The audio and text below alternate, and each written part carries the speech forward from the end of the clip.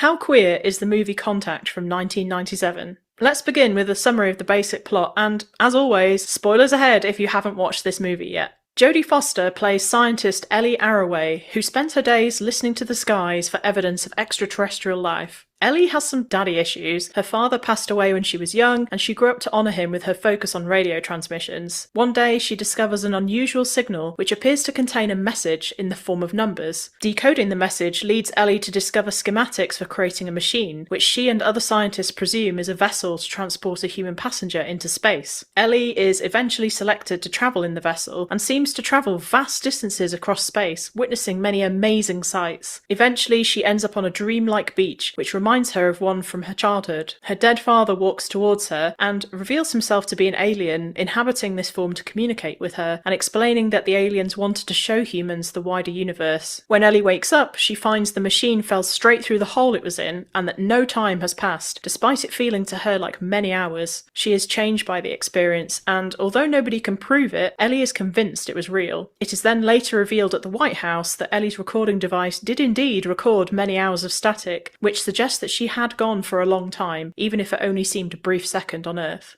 The themes here of a journey of discovery, finding yourself and meaning, and of speaking your truth even when nobody is prepared to listen, are all relatable experiences of queerness. Ellie is herself a queer-coded character, with her androgynous appearance, her struggles to fit in and form relationships with others, her failure to form a lasting romantic attachment to men, and her intense personality. Her narrative arc is one of loneliness and found family. She's a lonely child who decides to pursue a niche interest, still alone as an adult, yet discovering connection and wonderment with an alien race, and this ultimately enables her to form a meaningful relationship with a man in her life. The aliens literally tell her she is not alone, and they validate her overwhelming emotional feelings. They share her perspective on the universe, one which no other human has experienced. The cinematography is queer-coded too, heavily stylised and often showing extremes such as the tiny Ellie next to the enormous satellite dish. The beach scene is dreamlike and highly saturated in colour, vibrant and twinkling, and a safe place for her to explore her feelings with the aliens. There's also one of the most famous shots in cinema, with a young Ellie running up the stairs and opening a cupboard door, only for it to be revealed it was a mirror the whole time. The movie is a spectacle, from the wormholes to the scale of the machinery and the humans, and the music too heightens the emotional impact, with lush strings and sweeping melodies. It's almost melodramatic. I mentioned last week that Contact feels to me a similar movie to Interstellar, and they do share some similar elements of exploration of feelings, spectacular cinematography, and an extremely emotional soundtrack. Both movies also share a producer, Linda Obst, as well as a lead actor in Matthew McConaughey, but I digress. This is an analysis of Contact, and we will come back to Interstellar another time. Another element of queer coding in Contact is the positioning of the various corporations and agencies as hostile and unaccepting.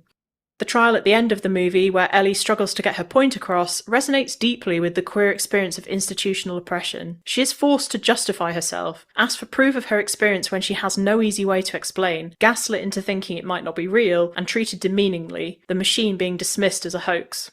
As a queer person watching this movie, the insistence on having to prove yourself, of facing hostility when expressing yourself, and of speaking your truth only to be shut down when others disagree with you is quite relatable. So yes, it's a very queer-coded movie, even if it's intended to be a very serious sci-fi movie. From the over-the-top music, visuals, performances, and the representations of morality, to its narrative focus on identity, belonging, longing, and being the outsider.